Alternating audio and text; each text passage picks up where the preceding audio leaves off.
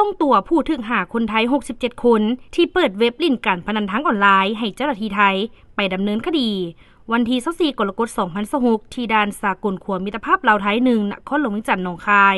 กรมตำรวจเศรษฐกิจกรมใหญ่ตำรวจประสานสมทบกับกรมพัวพันต่างประเทศห้องว่าการกระทรวงป้องกันความสงบได้มอบตัวผู้ถูกหาเปิดเว็บลิ่นการพนันออนไลน์สัญชาติไทยจำนวน67คนหญิง36คนให้ทางการไทยนำกลับไปดำเนินคดีตามระเบียบกฎหมายอยู่ราชอาณาจักรไทยผู้ถูกหาสัญชาติไทยทั้ง67คนนี้ที่มอบหับในครั้งนี้ถูกเจ้าหน้าที่กักตัวในวันที่21กรกฎาคม2026อยู่บ้านพลพะเนาเมืองไซเสธาและอยู่โรงแรมงวนทรัพย์ตั้งอยู่บ้านดอนนูนเมืองไซธานีในข้อหาเปิดเว็บลิ่นการพนันออนไลน์ผิดกฎหมายอยู่สปป.ลาวต่างหน้าไฟลาวกล่าวมอบโดยพันโทคำไพฑูรย์ลอวันเงียนห้องหัวหน้ากรมตำรวจเศรษฐกิจและเส้นหับไฟไทยโดยพันโทตียาสาพัดรังสีบรูมานกูลห้องผู้บังคับการกวดค้นเข้าออกเมือง4ประเทศไทยและมีคณะรับผิดชอบทั้ง2ฝ่ายเข้าร่วมเป็นสักขีพยาน